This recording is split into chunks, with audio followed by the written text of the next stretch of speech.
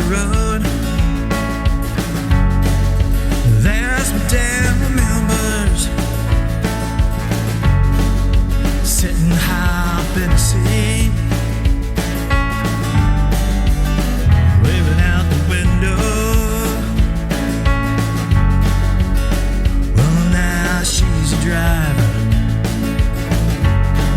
inside a little skin behind the wheel of mama's car, and on her own adventure.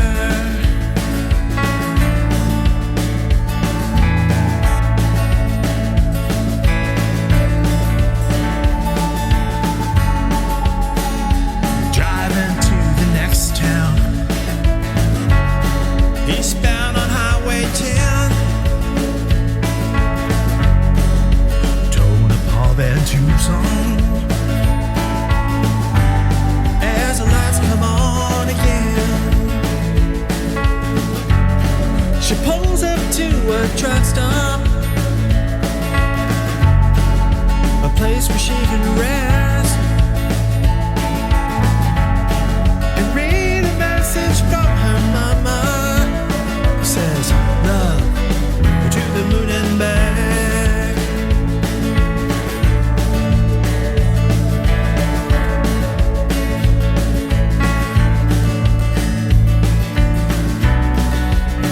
The road it calls her, heading east, no turning back.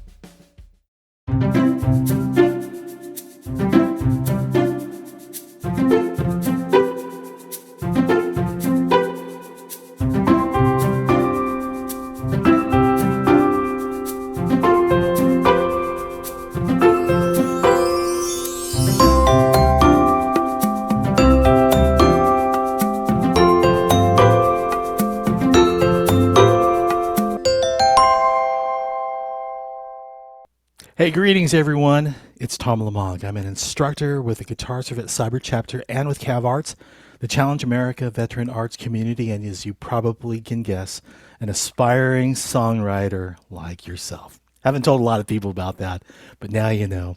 Welcome to the G4V Learning Center's first ever Songwriters Bootcamp, and today is the first of 4 sessions, and we're going to be focusing on what some kind of have mentioned as one of the more difficult parts of doing the songwriting, and that's lyric writing. So in this 90 minutes, we've set up the workshop to encourage discussion. That's all things songwriting. We'll be making several references to the course guide and video presentation from Becoming a Songwriter by Andrea Stolpe, a renowned creative consultant and accomplished Nashville writer. We also brought in guests to make up our panel of subject matter experts to give you a more hands-on interaction with people, with our veterans, specifically our veterans who have gone down this path of writing songs, putting lyrics together with music. But before I introduce them, I would like to bring back our co-presenter, if you will, from the Monday night series. That's Ken Busby. And hey, Ken, how's it going? Hey, Tom, how's it going? It's going great. It's great to have you back. Let me just add myself back into the screen here. And before we get into really the meat and potatoes of becoming a songwriter, what I wanted to do is for those who have participated in last month's Monday night series, the primer, if you will, and talk a little bit about some of the highlights that you noticed and maybe some of the areas that maybe we want to tackle, just to kind of to get those who have attended this 5 lesson workshop prepared for what's ahead. Sure. Yeah. The highlight for me was probably graduation night. Whenever we got to go through with the songs that were written by some of the members, that was really big. Really enjoyed that. But breaking this down into 4 weeks instead of 1 week for lyrics, which is what we did, is going to be huge. One of the biggest complaints that we heard, not really a complaint, but one of the issues was, this is like drinking water through a water hose. You're taking so much information all at once, and it's just hitting them in the mouth, and it's hard to keep up with. And doing it in 1 week was really difficult. That, by the way. Yeah, there is. Yeah, there's a lot of material, for sure. Yeah. So breaking it down into 4 weeks, I'm looking forward to, taking it a piece at a time. How do you eat an elephant? 1 bite at a time. Absolutely. So absolutely. Looking forward to it. Yeah, and I know I see there's I think there's 3 people that I've noticed from the other ones. Dan, the 2 Dans, Jay. Yeah, I see. Randy's there. Randy is there. Lonnie's there. So Jared is around. It's great to see everyone. And then a lot of new faces. So absolutely. All right. Well, listen, and I know, Ken, that you are also an aspiring songwriter as well, too. Is there something particular that you're looking forward to? I know that you had mentioned comments on the thread that we posted. It was like a poll. Yeah, how I have an issue with being too cliche. I've listened to a lot of stuff. I've read a lot of stuff. So, putting little cliches in it, for me, it's fun. Yeah. But apparently it's kind of bad for songwriting. I'm not sure, but a little less cliche and a little more, like something that's genuine. Is that what you're saying? Is it? Yeah, a little more genuine. Yeah, Right. More. Well, good to know. I mean, off the top for me, it's kind of like, I guess if we all understand what our audience is, if you if you know that you're writing for a group of individuals, or maybe your family and friends, or maybe for me, the reason why I wrote the song that I had just played, it was a very emotional time when our daughter left home. This is our only child. She left home, and it's kind of like, oh gosh. Both my wife and I are like, what's going to happen? We're all just figuring out. We don't know what's going to happen, but we know that we've outfitted her with the skills that she needed, and off she goes. But there's so much to cover in that area as well, too. So I hope, Ken, that you're able to stick around with us for the Q&A and ask a few questions as well, too. You can definitely represent the students who may be a little shy in that regard. Yeah, as long as you need, I'm here for the Okay, long real haul. good. So, yep. All right. Well, I will see you soon. What I Looking will forward to the now class, do- guys. Yeah. We've got a couple of guests that I want to introduce you to. You may have heard about another one of the shows that we do here called Song Sung True, a Veterans View, where we feature stories and the original music of veterans who've served in the different branches of the military, and they've got a deep interest in continuing their storytelling through songwriting. We're fortunate to have a couple of them join today. So let me introduce you right now to them. First of all, let me bring on Casey Cameron. And Casey, hey, Casey, how's it going? Hey, good afternoon, everybody. Well, or morning, wherever you're located today. I'm in the afternoon. So, Hey, man. Hey, it's great to see you. Last time we spoke, you were in Omaha at a recording studio, and we got an outdoor concert from you, and you even left us with please help me finish this song, and I'm just curious to see, if you were able to get that done. I finished that song. We are heavily in the process of another record right now, and about halfway through the recording, and we haven't put that song to tape, but it is on the list, and I think you're going to end up seeing it. So stay tuned. Look for another record here, and then you guys can see how that one finished up here. Hopefully, maybe this fall or winter. So. Well, excellent. All right. Well, listen, it's great to have you. Let's see. You're a Detroit native, attended Michigan State University, play guitar, drums, write your own songs, play acoustic solo shows. You've got a band. You're the front man for that, and you released your album 40 last year. And how's it going with the with 40, the release? Are you actually performing out there these songs that you wrote? Yeah. We had two tours, one like right when the record came out last fall and one about midwinter. Now we're kind of, like I said, focused on some studio work right now, but we've got a big July tour coming out. That's going to be that summer tour to support that album. And it's been good, man. It's full disclosure, it's our first full-length record putting this thing out. We did 2 EPs prior to this one, to be out, supporting our first record is pretty cool. So, all right. Well, I'll tell you what, we'll be right back. I want to introduce everyone to our other guest, who is also someone who has appeared on Song Sung True, and that's Matthew Jones. Hey, Matt, how's it going? Going good, guys. How's everyone else doing in here? Well, I know that this is an eager group of individuals who want to write either their first song or continue writing, and getting the insight that you have, and Casey and the rest of the Song Sung True veterans who are coming on to do this show in the coming weeks, ready to tap your brain and hopefully get some really good questions to you, and maybe share some of your experiences. And speaking of which experiences, the last time we spoke, it was February of this year, and at that point in time, 18 months prior to that had been the most craziest time for you, making live performances, writing music, getting hooked into the Hero Stock Festivals situation in Nebraska. What's going on with you? I don't know. It's kind of crazy, honestly. I'm just like everybody here. I'm either an aspiring independent artist or I'm an independent artist, and I want to dabble in writing songs and creating stories that can potentially help people. And I have a little bit going on up in here, so if I say something that makes sense, write it down, okay? But no, it's an enjoyable process. It's one of those that I write a song and I play it 100 times, and I'll even get a little emotional at the stuff that I write. So, but just like with anything, it takes practice. So, making time to write is important. Absolutely. And just for the audience's awareness, Matt, Casey, and I met a couple days ago just to have a pre-show powwow, just to have a discussion about how we're going to approach the show today. And I shared with him, I said, listen, I've been dabbling with some songwriting just to get through the process itself, and I'm about 95% complete. 48 hours later, this morning's pre-show setup, he's like, I want to play a new song for you.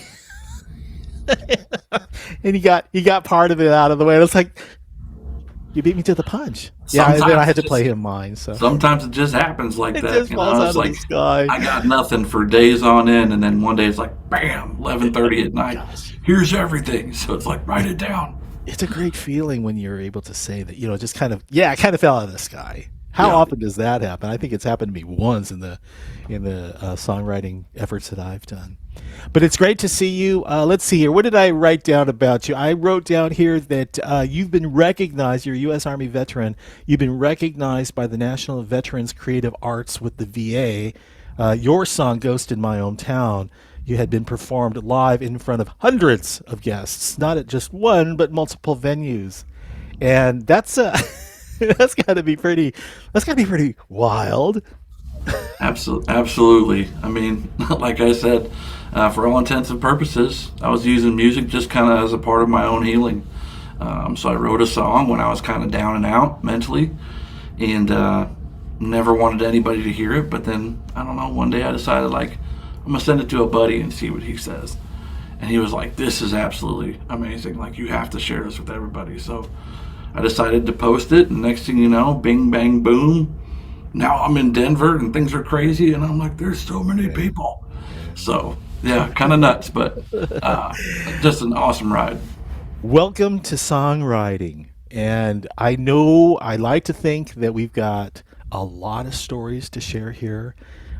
Give you all the opportunity to, ask your questions, share your stories, share your lyrics, things like that.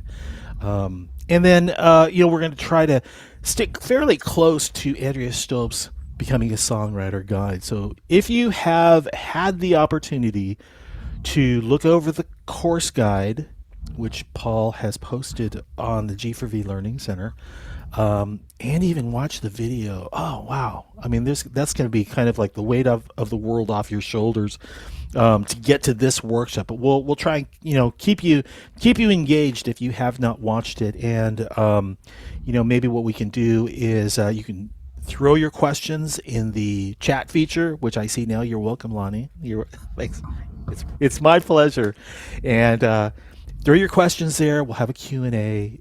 If there's a stopping point in the conversation today, then we'll definitely give you some time to ask your questions there.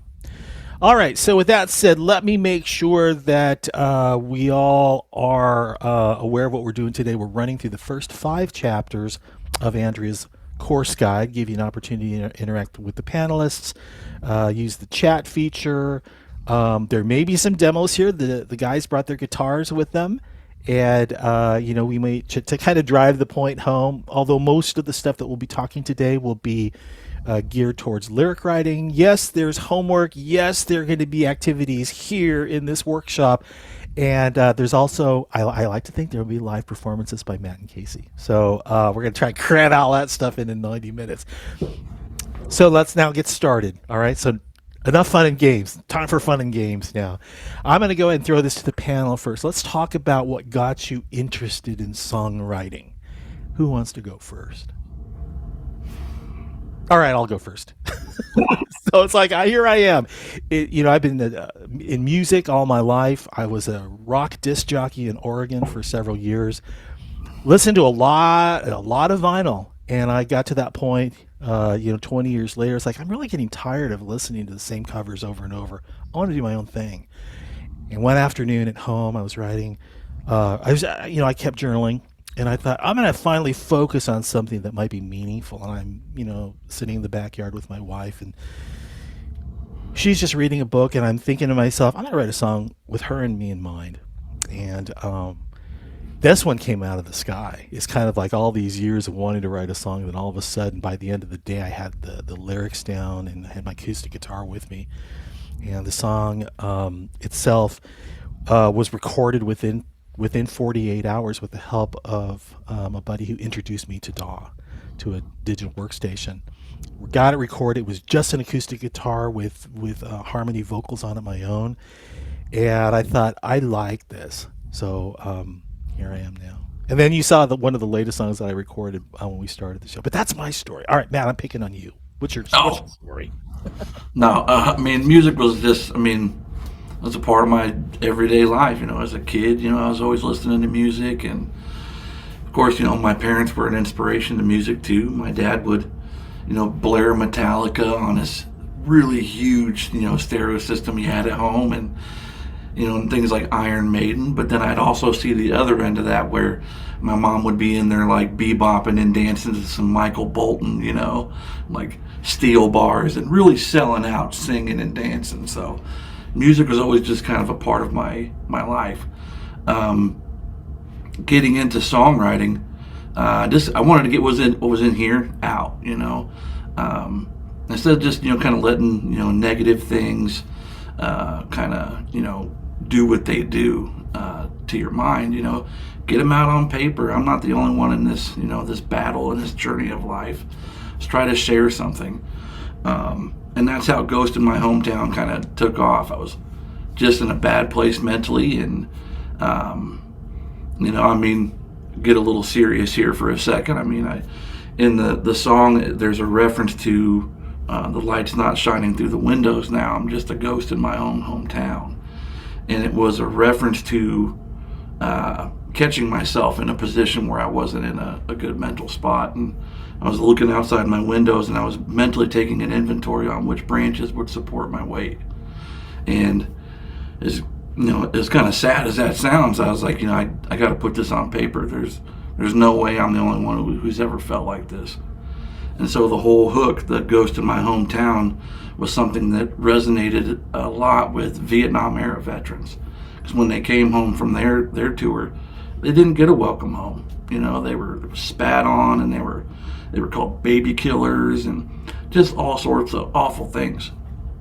So when they heard this song, it was like all those years of that kind of tension in them really triggered the opportunity to heal.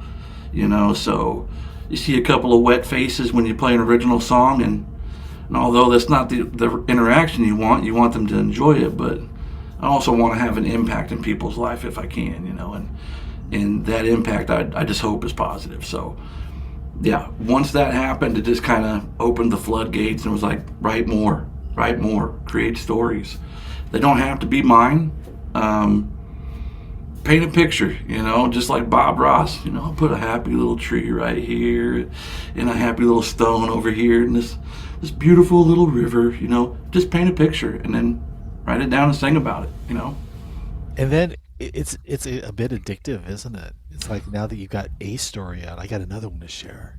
Yeah, it's like, oh, if you thought that one was sad, listen to this one. And I think your wife you had mentioned that your wife had said, it's time for a happy song? Yeah, she's like, just give me one happy song. And I was like, okay, all right, I'll try.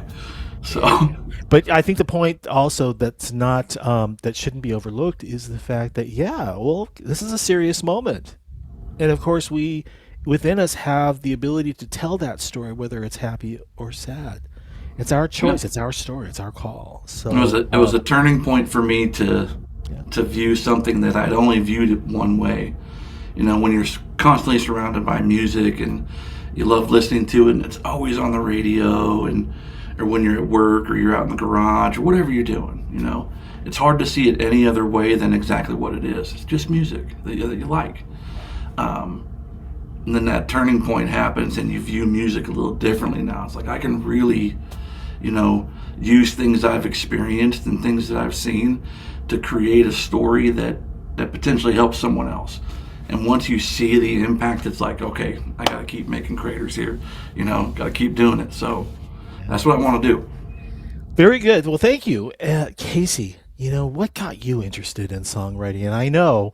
And I remember a part of the conversation we had at Song Sung True when you were a drummer too. So not only, with the musical, maybe the storytelling, but I bet there was a little bit of rhythm and groove that kind of got you in that direction, maybe?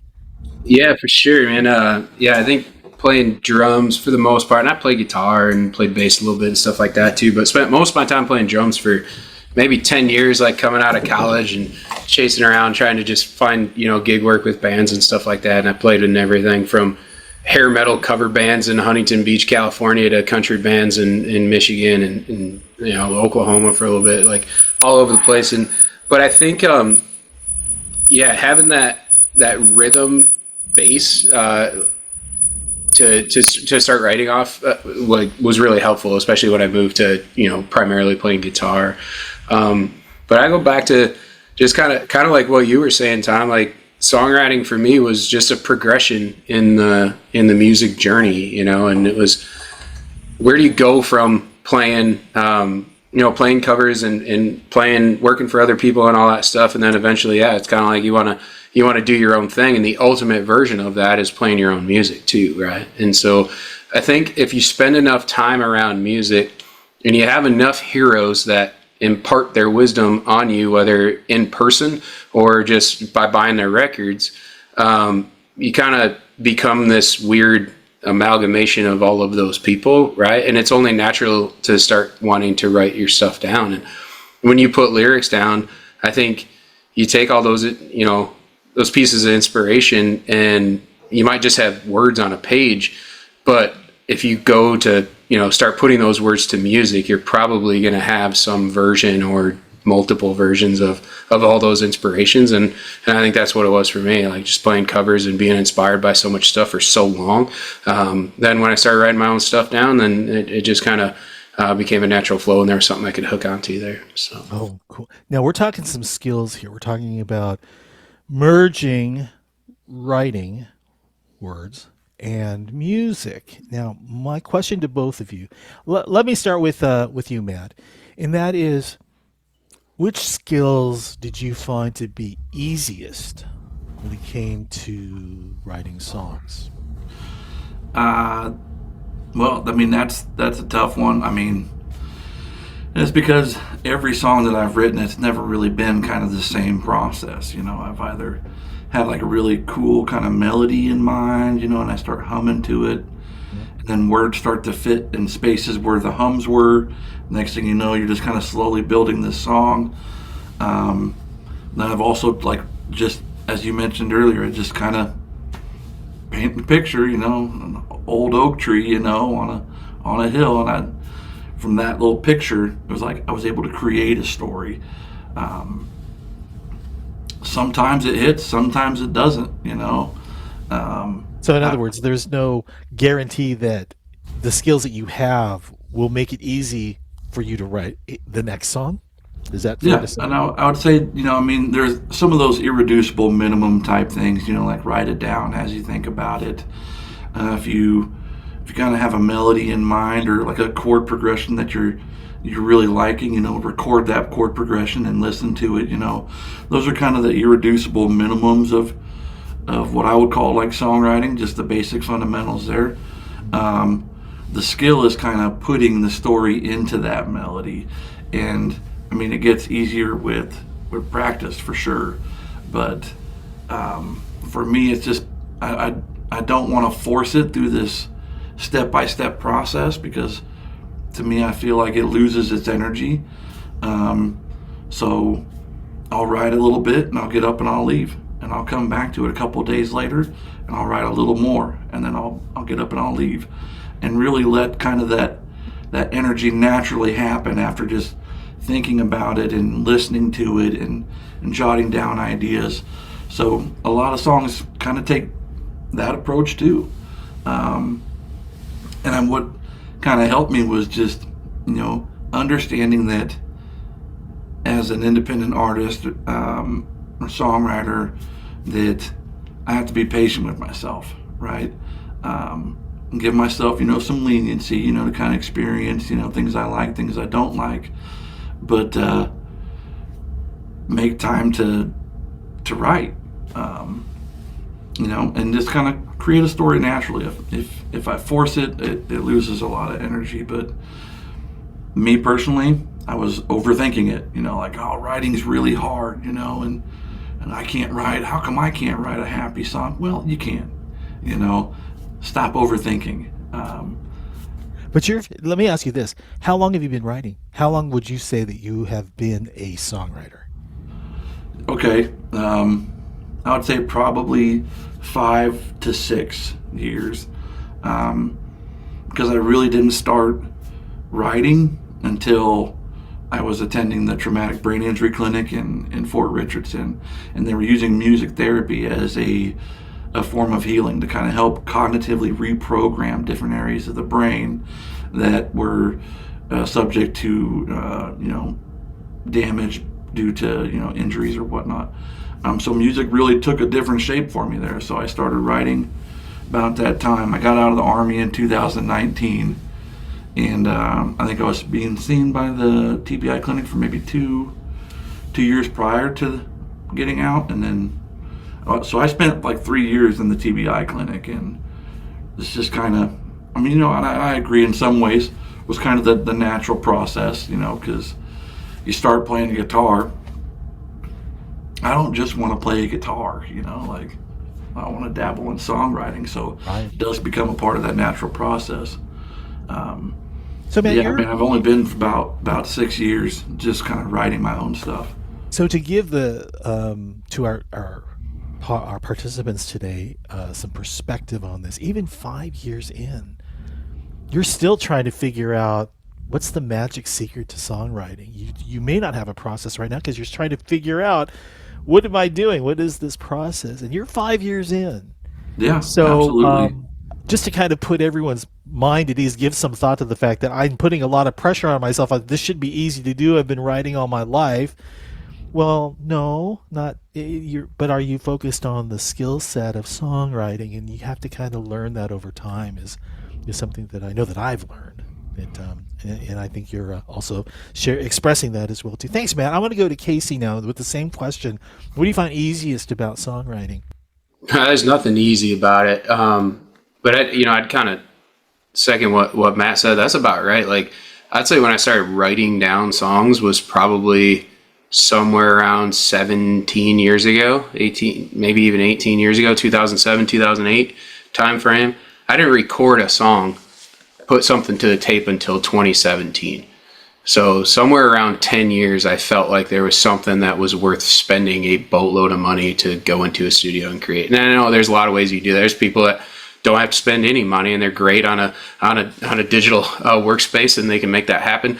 But that's kind of where I thought, if I thought it was good enough, that's where I would commit to putting some investment behind it and start pulling some people in that knew what they were doing. But I know we're following Andrea's book along here too. But not the easiest thing about songwriting, but what I'd add is there's 2 more books that I would demand that every person that wants to write music has somewhere accessible to them. And it's one is the one everybody talks about, Stephen Pressfield, The War of Art, right? If you go in there, you can talk a little bit about, the writing process. And he does a great job of capturing the battle of like trying to create something and it not working and ways to overcome that. And then The Creative Act, which is Rick Rubin's book. And the reason I mentioned Rick Rubin's book, it really changed the way I think about a lot of things, because I'm gonna paraphrase here, but basically the way that he sums up a lot of that creative process is nobody writes a song. The people that write songs are just smart enough to write them down when they're gifted to them by whatever force it is you believe in that creates creativity, right? And that's kind of how my process has been. It's like, I have never written a song, and there's a lot of guys in Nashville that would be like, well, you're an idiot. Like, we do writers rounds and stuff like that. We sit down and do group songwriting every single day. That's what we do for a living. But I've never written a song when I sat down and said, okay, I'm going to write a song today. So what I'd offer is, if you're struggling to sit down and say, I'm going to write a song today, and nothing happens, or the things that happen is just version after version that's not getting you anywhere, I wouldn't ever be discouraged by that, because the only times I've ever written a song is I'm driving somewhere, or I'm on a walk, or somebody in a group of people says something funny and I scratch it down. Now maybe I've got a bunch of weird random notes in my notepad on my iPhone and I come back to and try to write a song about them, but I've never just sat down and just pulled something out of thin air. It's always started with at least an idea, a concept, and then go from there, so those are good points. Definitely. I mean, what comes to mind to me is, well, again, who are you writing for? Are you writing? Is this like this too personal to share with everyone? Just intimate situation, just a few people, or again, you want to play this, record this for the world to hear on the streaming platforms that are out there. Granted, I understand that the Nashville songwriters do this for a living, but does that apply to everyone? I Yeah. would argue, no, it doesn't. I know No. it doesn't apply to me because I just want to do this with friends. I like the campfire situation and just having something original.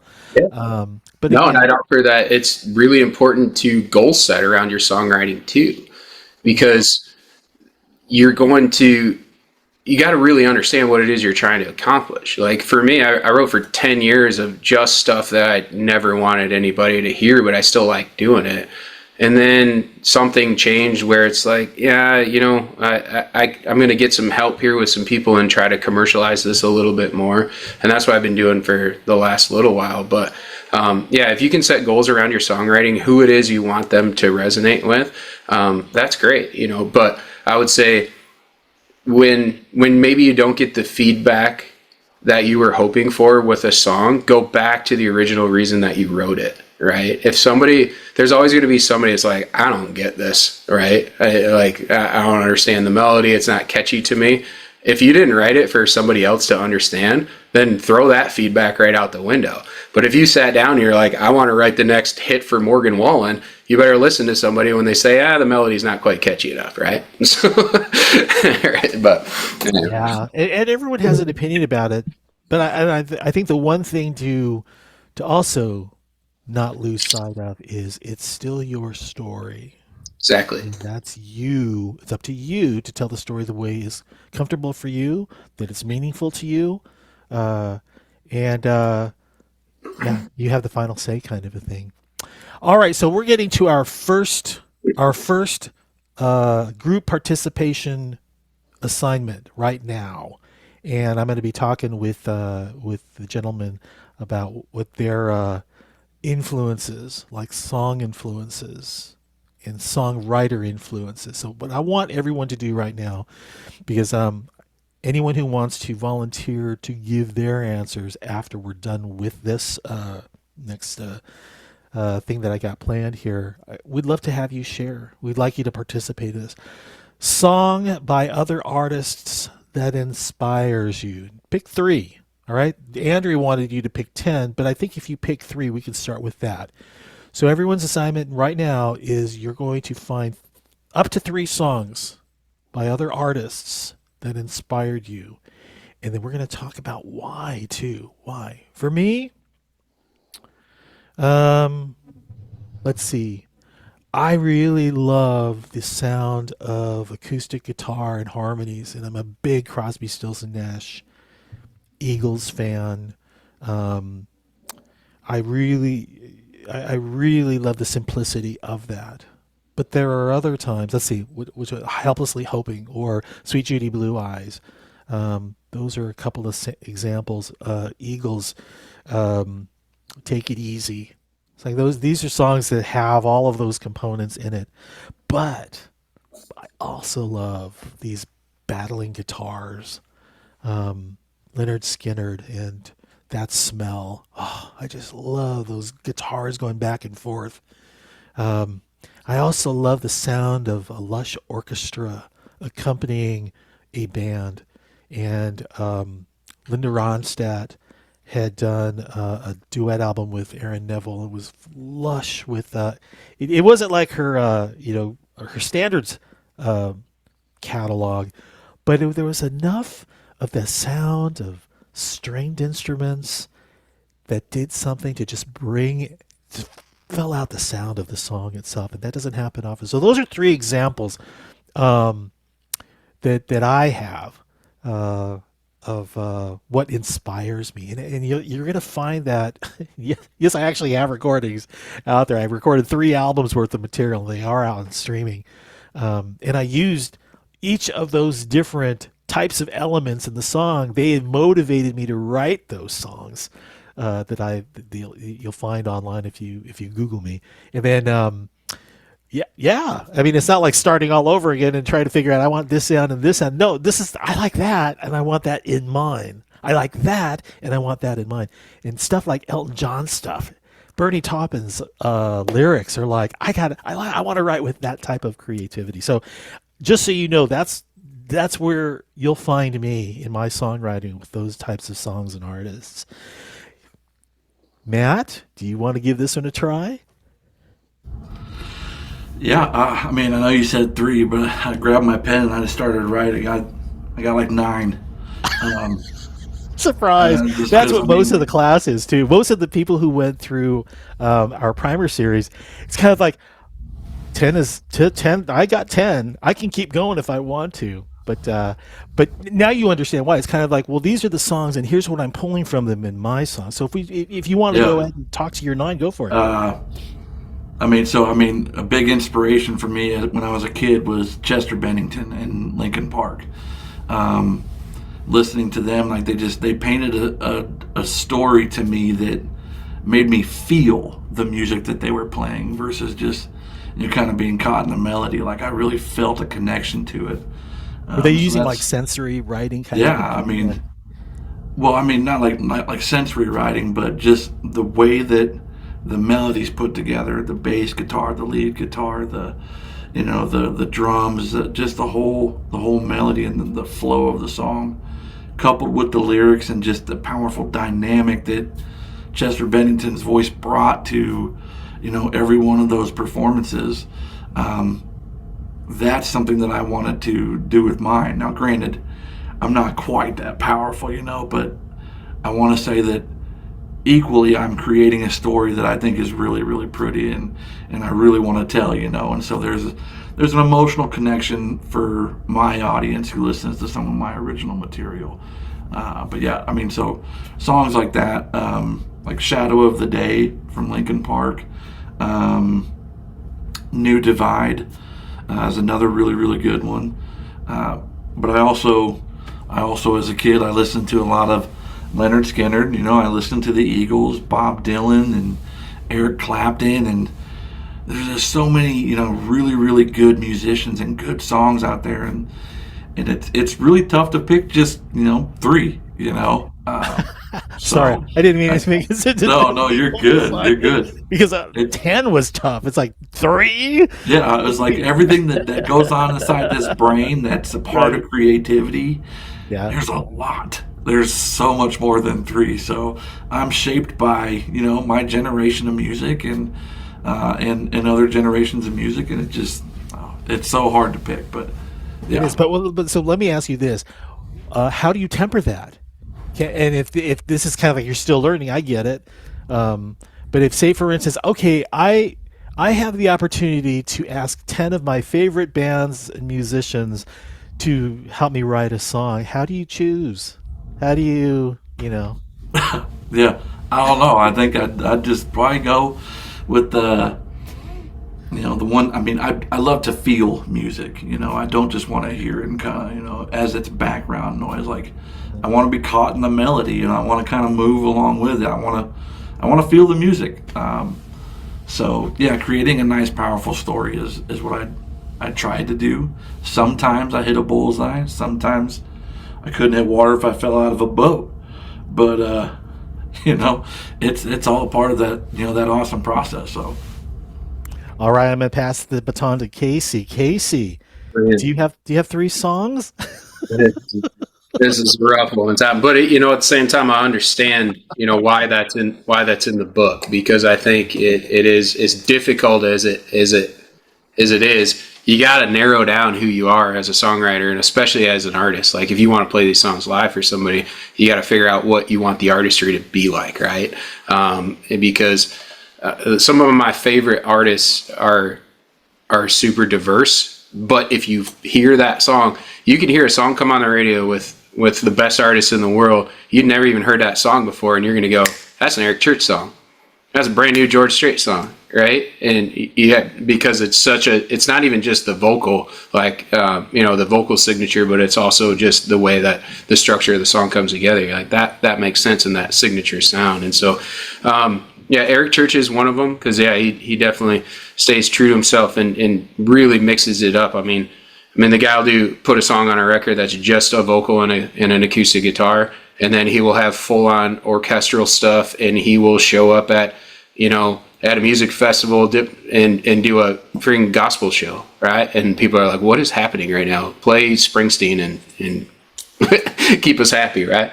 And, Dylan was known for doing stuff like that too, famously, obviously, if you saw the movie recently, showed up at the Newport Folk Festival with a couple of electric guitars and changed history, right? And so those guys that can do stuff like that but still be true to themselves as an artist are always going to be top of my list. So, but to pick specific songs, man, that's a tricky one there.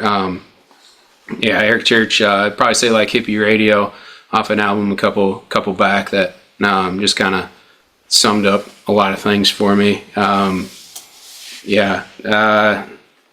that's a good question. I'd say going back to guys like George Strait, you go way back to a song like The Chair.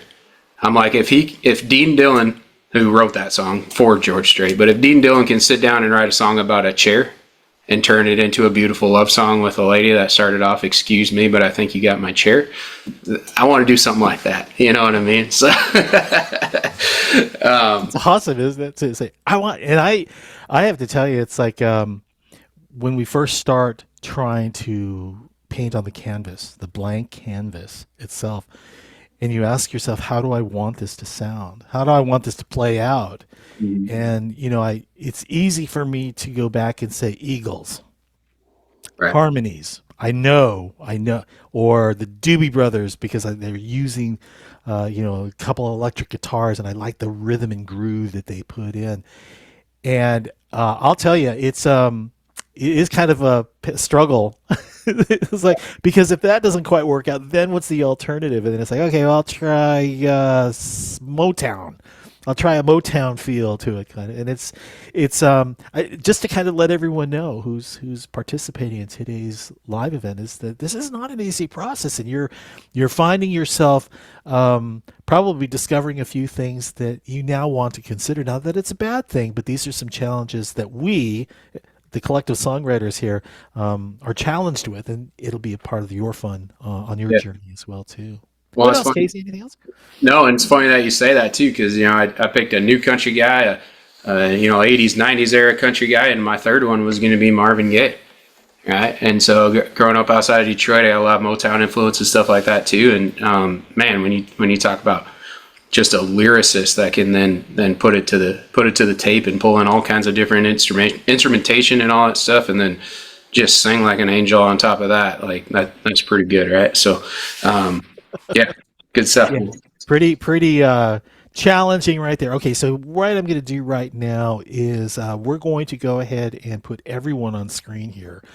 Let me just remove the spotlight here, and I'm going to remove me as a spotlight as well. And then I would like a raise of hands as to who wants to volunteer their list.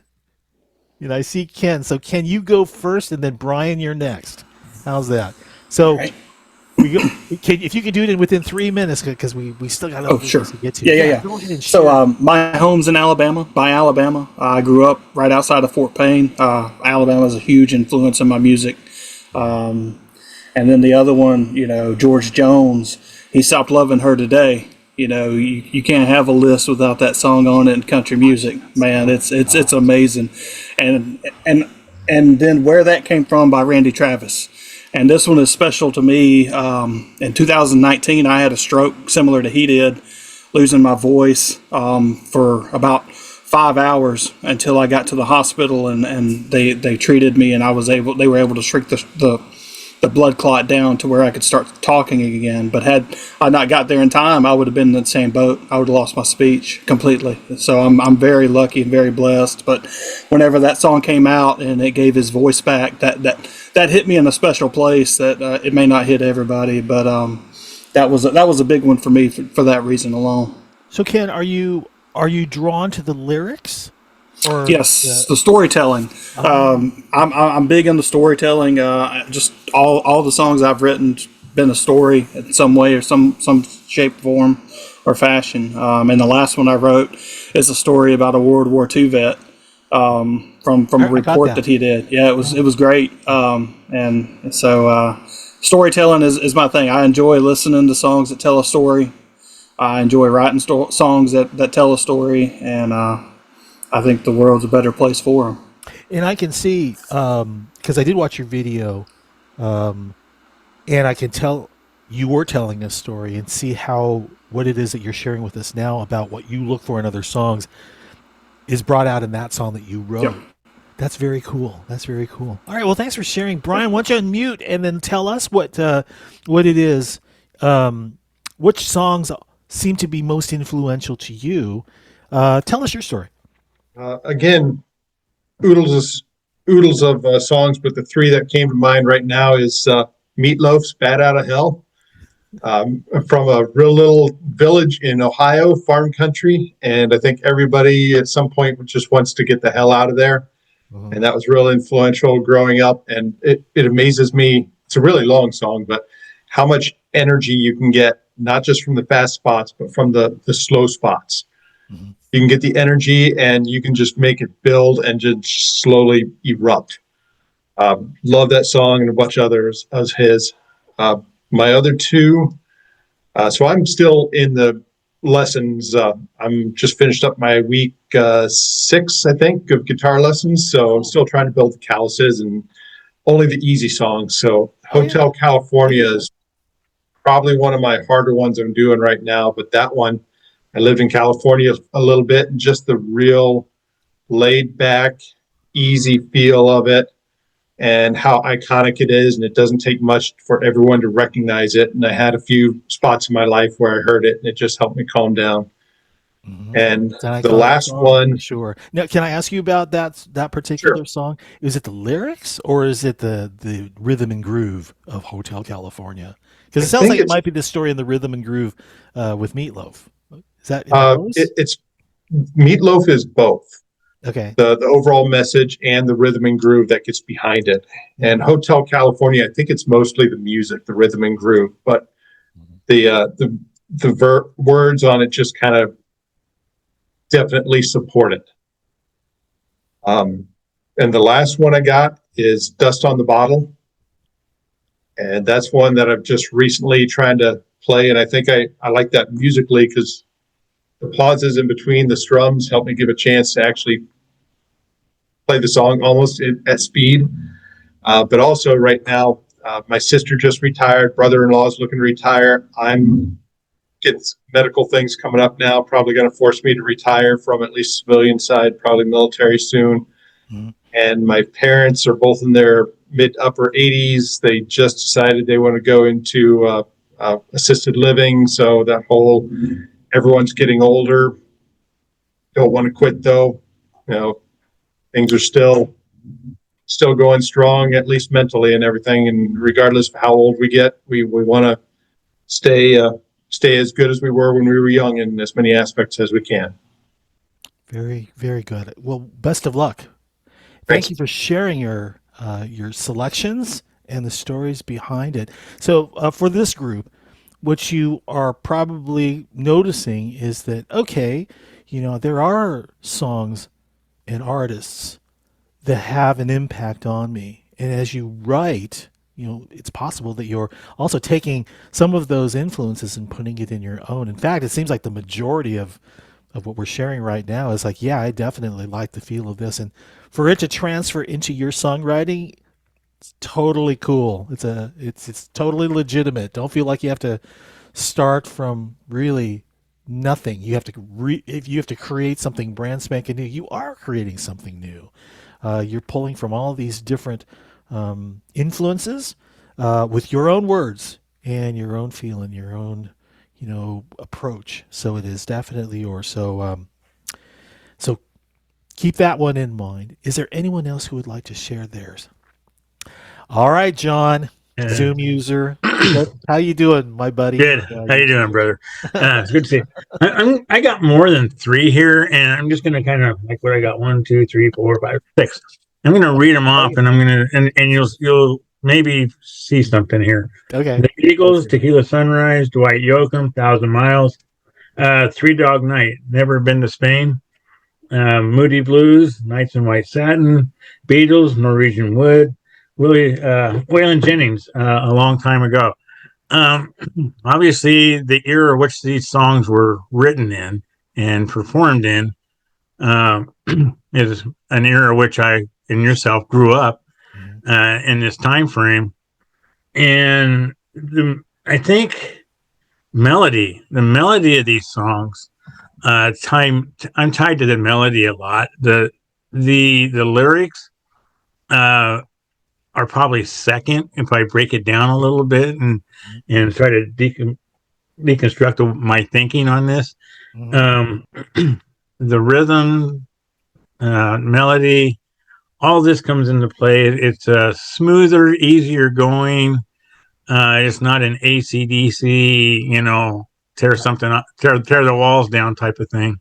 But that's more my style and stuff. And many of you that were in our last class heard a little bit of what I'd written for my second song. My first one nobody has heard of yet. Tom, I shared with you briefly, but I think my second one, which I entitled "Watching Her," which I guess if I told you the title of the first one would be "I Have a Second Life." There, it's all about my wife and the songs I've written about them, and I try to write down stuff as Matt and everybody and Casey has already mentioned writing, and obviously I've been hammered home to me through these classes. Write it down and you'll forget it. I've been writing stuff down. Of actually a third song, and it's kind of a different direction of what I've done with the first ones. It's more comical about myself and two buddies that go fishing all the time. So, you know, I picked up the guitar a little over a year ago, Thanksgiving, a little over a year ago, a year and a half now almost. And some life changes happened to my wife and I. And all of a sudden I decided I wanted to write a song about it. And that's where it came into. And I'm just totally engrossed into this learning experience right now of songwriting and music theory and trying to figure it all out and having fun with it. Well, I'm glad you are continuing to learn about songwriting through this series of workshops. Although I know you've already said you're going fishing, but we'll make sure you get copies of the recordings that we'll be making so you can make it up. But in review, next Saturday is going to be a challenge. Yeah, we'll talk. We'll talk for sure. But I think that just saying that your era of music, the '60s, pulling from from the melodies and the lyrics, it's truly reflective in what you've shared with the class from the primer series, and short, sweet lyrics, thoughtful, easy melody. So I'm seeing the formation of what it is that you say influences you with music in some of the writing that you've shared with me. So stick with it. All right. Oh, yeah, I'm having fun with it. I'm enjoying all of this, and I'm just my wife and I are very blessed, and I'm severely blessed with this opportunity to do all of this and falling into this. My wife found Guitars for Veterans for me and said, "You can do this," and I kind of giggled and said, "Sure, I'll give it a try." And well, here I am. So it's been fun. Okay. Appreciate you sharing that. And as much as I'd like for everyone to go around the room to do this, we are on a time limit here. So what I want to do, let me take a look here. I've got another assignment for everyone. This one is chapter 2, Write What You Know. All right. And Matt, I want you to get ready because you're gonna share one of your songs with us while these folks take a few minutes to do this brief and quick writing exercise. What resonates with you? Write what you know about your favorite beverage. All right? 3 lines, 4 lines, but you need to write what you know. For me, it's coffee.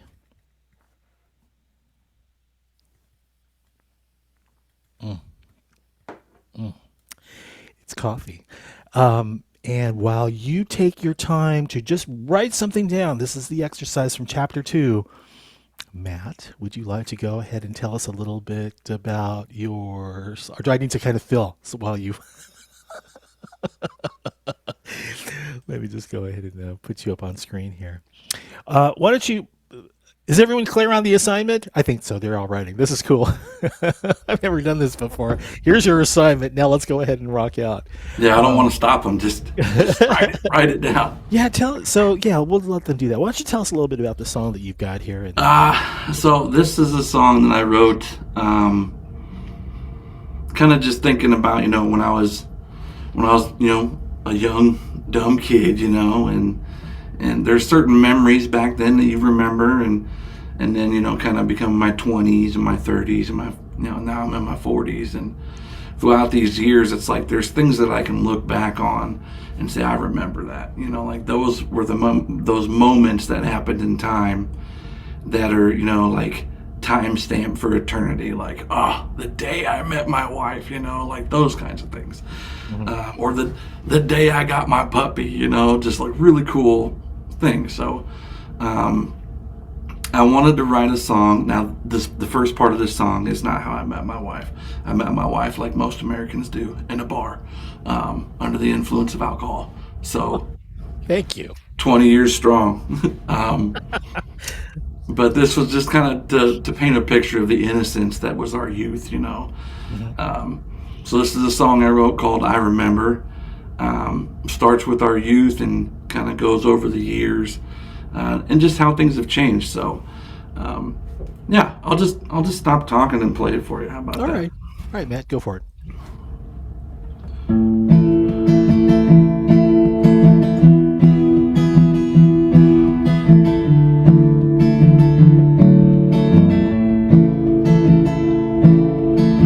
And I remember skipping school, and I remember a local pool. When I saw you sitting there, no God, what I would say, and she throws a look my way, and all I can do is stare.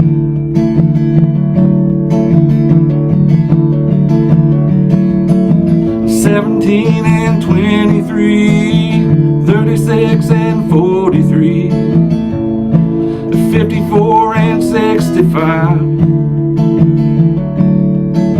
And these ages come and go as fast as the wind blows. It is the story of our lives.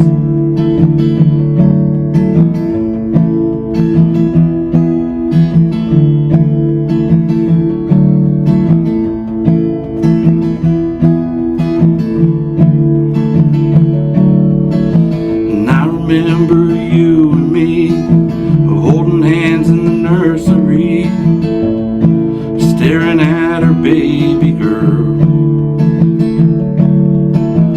Baby brother's on the way, I found out just yesterday. I'm gonna give you both the world.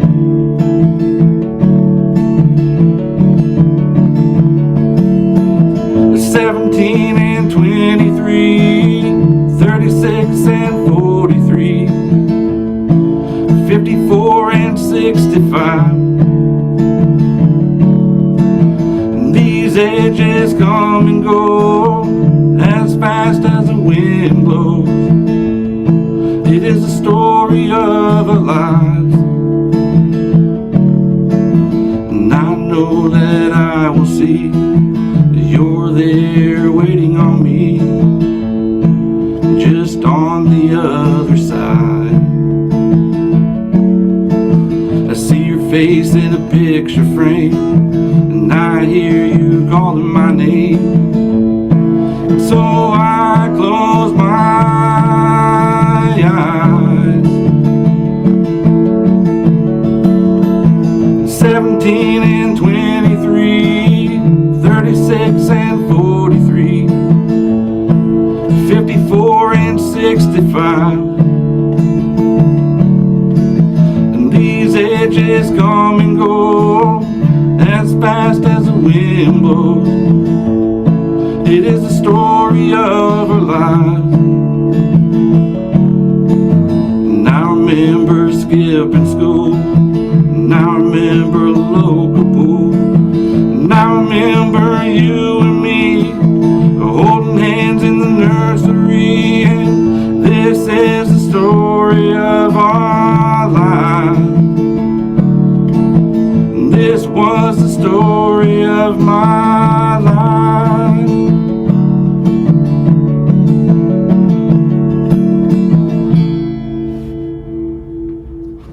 Thank you, Matt. All right, a round of applause from our audience, who has been given the task of writing about their favorite beverage. I will start because, just so you know, I had to also go through Andrea's course to make me feel like, okay, this, you're genuinely approaching this by doing the homework. So for me, coffee. It's the first thing I do after I wake up is go to the coffee machine, and I determine whether or not I want to fill the basket with a filter or if I want to use a K-cup, because I either want to smell the coffee and the aroma that it brings, which is the best thing in the morning for me, or do I just want to drink? You know, it's one or the other. So that's usually like, now what? I also enjoy adding a little bit of cream, a little bit of sugar, but not too much. And if I have a donut with it, then forget the sugar. So right there, after writing it all down, I am, again, the assignment is sometimes you take the ordinary and it becomes the extraordinary. And that was Andrea's lesson. So my question to everyone, and let me go ahead and bring everyone back on screen here, is who would like to share theirs? I see Dan. Dan's first. All right, Dan, go for it. Okay, well, I really like coffee too, but I was inspired by Coke today. Oh, okay. Okay, so here's my words. Coca-Cola's my bev of choice. It clears my head and frees my voice. Some call it Coke, others Coca-Cola, but I know it simply as Coca-Cola. It tickles my throat and pleases my tongue. When I burp, it tickles my nose. And that's, so that's about, I couldn't get a rhyme there, so. You are too funny. You're too funny. It's like, wow.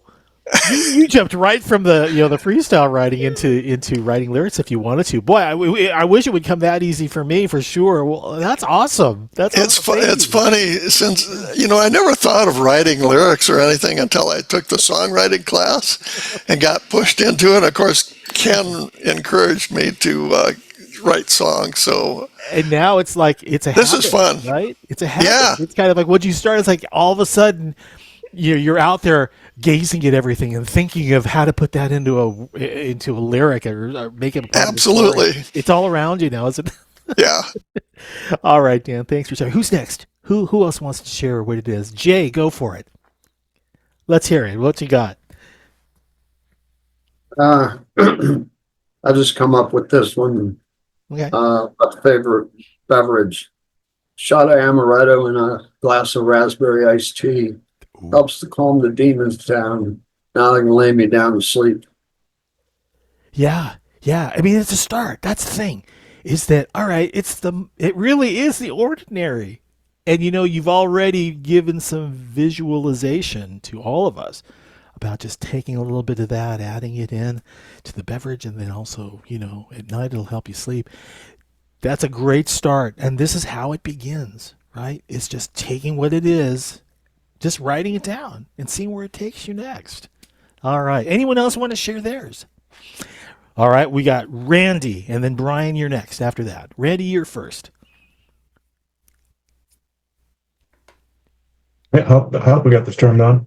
You got it. Go for it. When I first heard you say that, immediately popped in, I like beer. It makes me a jolly good fellow. So I had to get that out of my head. Let's go down to the riverbank. Give me an ice cold watermelon shake.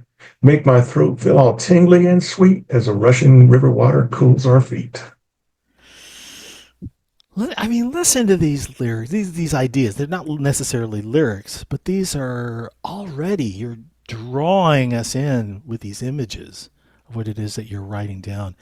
And some of the material that is yet to come, writing with your senses. Uh, you haven't even done that intentionally with this exercise, but that's what you're doing here. Is that you're drawing us in. Um, using the senses. And it's very powerful tool in your toolkit. Randy, thank you for that. Brian, you're Thank you. next. And then Michael, I know Michael Diaz has a question. Why don't you go ahead, Brian, and let's share yours.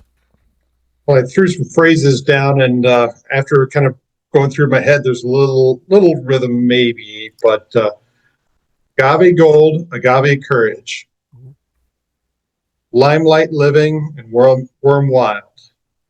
Salty hangover Saturday mornings. I love that Mexican bite. Oh, man.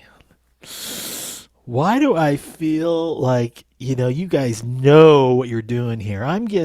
This is like, you're taking the ordinary and you're already putting images in our mind, and you may not know that, but they may just be words to you, but for the rest of us, it's like on the receiving end, it's like, oh yeah, reminds me of Alvera Street in downtown LA. For me, that's where the Mexican influences are, and a lot of good food.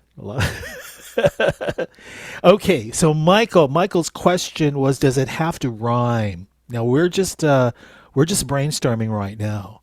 So when it comes to just writing down these thoughts, freestyle writing is what we're doing. Is this you just write it whatever you want? It's you write it down however you want to. Do you want to organize your thoughts, maybe like how Dan was doing it, and turning it into a rhyme?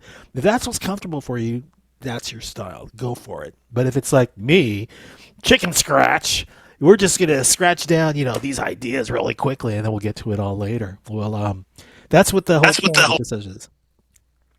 Well, I came up with thoughts. Okay. Nothing to write down because I'm at my kid's birthday party right now. Well, thanks for joining us. but it's like I was thinking of coffee as well, and for me, it's coffee starts at night when I first set it up for the next morning. Nice. I do. After it brews, 2 cups, one for me, one for my wife. Pour it there, add some creamer, and watch the clouds billow up. Once that's done, stir it. It's cheers to me and my wife. All right. That's good. That is a good start. And again, it's just getting on that path, getting underway with that songwriting journey. And that is enough to get you started. You've got me thinking and visualizing certain things. I think you all did really wonderful on this exercise. I think that if you do this on a daily basis, and I think Andrea suggests doing 10, 15 minutes, if you're able to do it. For me, it's first thing in the morning. I seem to have a mindset where it's like, I could just do this now because everything else I'm going to be distracted by. Give it some thought. And I don't know. And I'm also hearing, I know at least in the last comment with Dan, in talking with Matt and with Casey, and even with Ken, it's kind of like, now that I've started, I've got, your vision of writing all of a sudden broadens. It's like I can write more, and there's a lot to write about. So get started. That's the important thing here. All right, see, where are we on time? We've got 13 minutes left. We still have a song that, Casey, I'm going to come to you, but I've got one more exercise for everyone, and this is going to be chapter. Hey, Tom. Yeah. I wanted to jump in real quick. Sure, man.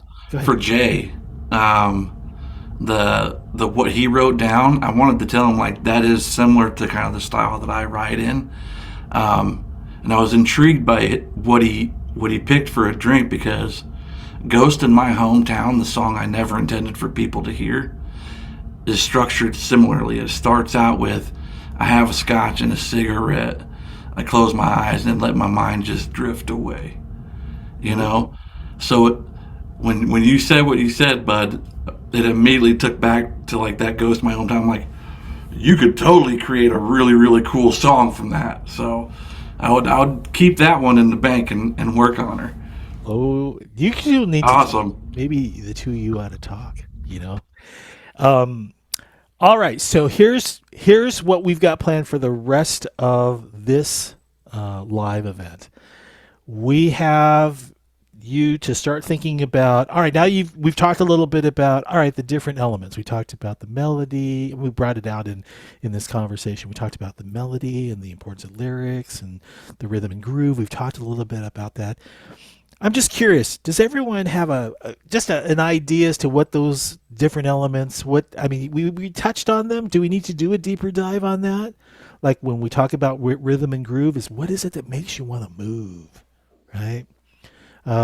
Like in the poll that I did with Aretha Franklin's Respect. I don't know if you could feel the rhythm and groove. What you want? Baby, I got it. It made me want to move. That's the rhythm and groove piece. And, you heard the lyrics. You heard Aretha singing the lyrics. That's what we're here for. The melody itself actually drives the vocals. And, the chord structure itself, it's got like a 4-5-1 going on. It's, it's just two chords, it's like two chords, and not a whole lot to that in the way of having to dig too deep. But those are really the elements that we're referring to in songwriting. So I would suggest, if you need more information on that, definitely we can stick around after the workshop, or maybe we can set up a one-on-one. But with that in mind, what I'd like everyone to think about is when you come into an opportunity to songwrite, all right, do you usually come in with lyrics? Do you usually have this melody that you start off with? Do you usually, I got this really cool beat that I want to go ahead and put into a song? What is it that today, as you start to write your song, what do you have right now? And then what do you foresee that process being? For me, when the song that I first introduced you all to, Somewhere Along Life's Highway, it was, I kind of like, I kind of like this driving beat, this driving rhythm. I pulled that one from a Vince Gill song. It's kind of like with a train effect.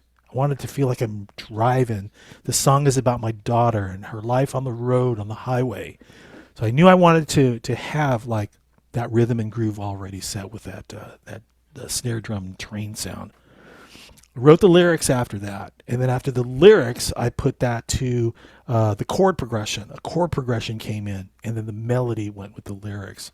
So for me, it was rhythm and groove was number one for that particular song, and then followed, by the lyrics, and then after the lyrics, it was really the chord progression. And then after the chord progression, it was the melody. Now, where you're at with your song, what I'd like you to think about, and you don't have to finish this assignment, because this is going to be a homework assignment, but be thinking about that right now, all right? Does that make sense? Sound?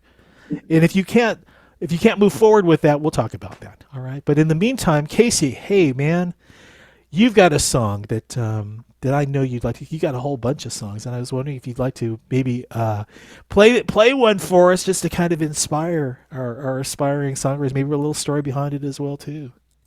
Yeah, sounds good, man. I was listening to what Matt said earlier. He's like, every once in a while you can write a fun song. So I've been writing I've been writing a lot of breakup songs and sadder songs and stuff like that, for the last little bit, and this record's definitely gonna be some of that here coming up. But we wrote a couple of fun ones too, and since the writing theme today is beverages, I thought we'd write you or play you a new one that we wrote that takes place in a bar. And so this song came out of a funny thing that happened years and years ago, and I don't know what made it one day just like the situation popped back into my head.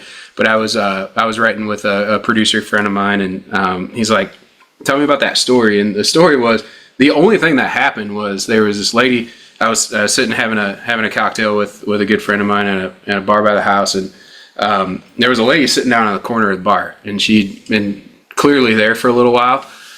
And the only thing about the story is real simple. She just shot up. She shot her bar stool back, and she just ran out the door. And I don't know why, but we just ended up like coming up with, we just were like, well, where do you think she went? And we came up with this whole scenario about how she, well, I'll play you the song. And this is pretty much when we started writing stuff down and trying to just totally make up irresponsible speculation about where this lady went. And it goes like this. This one's called Gabby.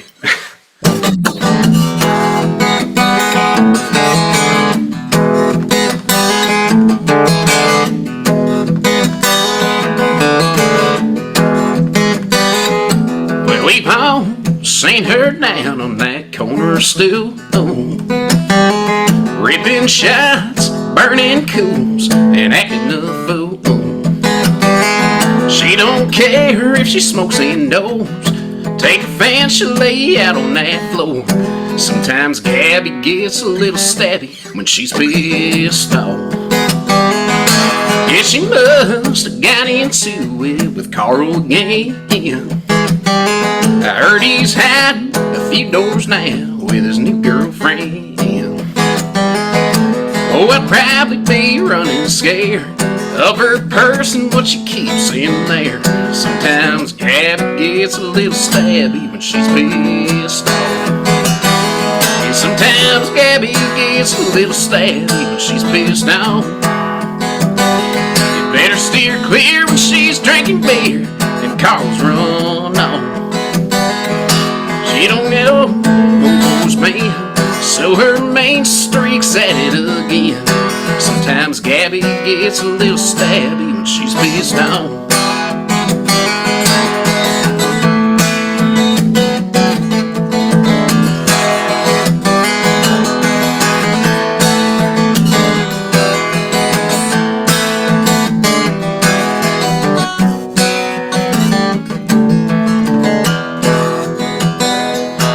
Sure looked like Carl flying by in her truck.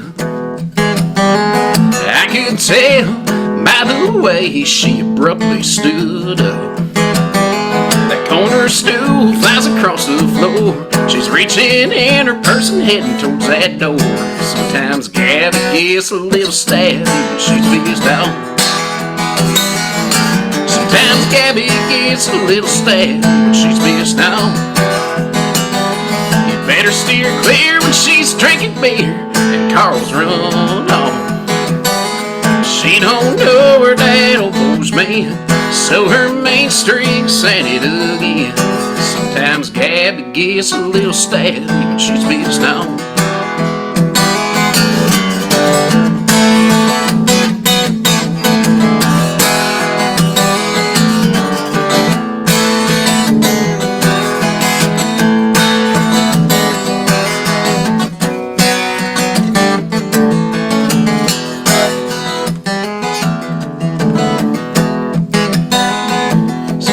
Gabby gets a little stabby when she's pissed off. I told you steer clear when she's drinking beer and Carl's run off. Oh, I hope we never see him again. If we do, he'll be on the news again. Sometimes Gabby gets a little stabby when she's pissed off. Sometimes Gabby gets a little stabby when she's pissed off.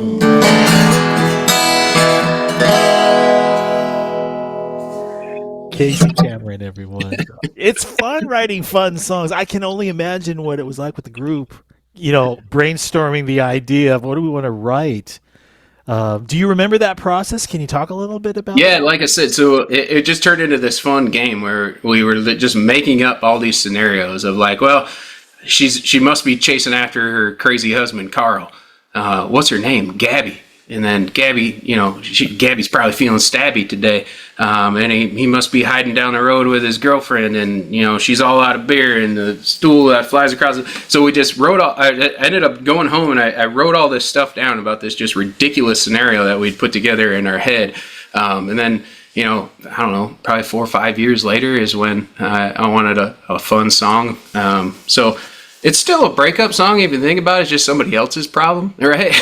Instead of making it my problem. Hey, it's your story. So yeah. That and sounds fun for sure. well, we were putting it together too, and when you're putting together a group of songs and trying to make a record, that's an entirely different thing too, because then you get the feedback of like, man, you got a whole bunch of this. Maybe we should sprinkle in a little bit of this, to break it up a little bit too, and so that's where some of those fun songs come in every once in a while too. That's awesome. So hey, everyone has had an insight as to really not just the song itself, but the songwriting process.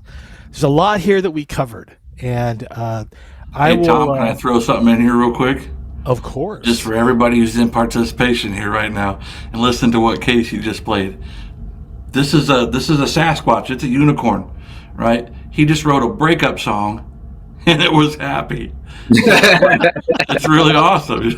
And he's also laughing about it too. So it's fun for sure.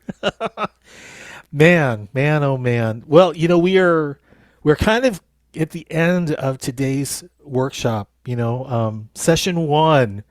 And Casey, Matt, thank you for giving us all insight and perspective on songwriting and helping us maybe understand a little bit about this process that Andrea has thrown at us. It's like there's a lot of information to really uncover and to grasp and understand. And it's really, the takeaway here is get started.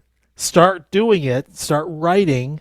Start doing it into your daily practice if you're able to do that. And the sky's the limit. You can just keep writing. You write about anything mundane, anything that's like special. Just start writing, right? Embrace the songs and the artists that influence you, and make that a part of your own style as well. These are things that you shouldn't reject. Just accept it and move on, kind of a thing. Closing thoughts, Casey? Anything to add? No, guys, thank you so much for having me. Hopefully we'll do this again sometime. In the meantime, go listen to that record we were talking about. You can listen to it anywhere you guys listen to music. So thanks again for having us. Thank you, my friend. And Matt, anything to close? I'd say in terms of songwriting, be patient with yourselves, right? Don't overthink. It is easier than what you think it is. Just get out there and tell a story, it's a beautiful life, man. What are we going to write on the next chapters, So take your time, be patient with yourself, get the repetitions in there. And if you like some of my stuff, you can go to YouTube and check out Matthew's Anthem. I have a couple of originals up there and some that I'm actually trying to mix and master and create lyric videos for. But absolutely, thank you, Tom, for allowing us to come on here, and thank you, Casey, for coming on here. I'm learning too, so never stop learning, right? But thank you guys for having us. So it's been awesome. It's an honor having you both as well too. So next week, just so you know, I want you to come back here to the workshop and let's talk about the process that you are all thinking about putting, into your songwriting routine. It is not etched in stone. You can change, the different elements into different positions. It's kind of like, oh, I came into lyrics. Now what? Oh, I came into a melody. Now what? It's going to happen. And we will talk about that, but you need to do the assignment. Come back next week, session 2, lyric writing chapters 6 through 10. Actually, we didn't even get to 4. So maybe it'll be 4 through 7 next week. We are bringing U.S. Marine Corps veteran Derek Thompson, and we thought that Schaefer Muller was going to be with us, but something came up with him. Shannon Book, Navy Corpsman, both of these gentlemen have been on Song Sung True as well. Come pick their brains, and you're going to hear some great stories from them as well too. So for Guitars for Vets, and for Casey, and for Matt, and also for Ken Busby, thank you, Ken. Thanks again for joining us today, and we'll see you next time.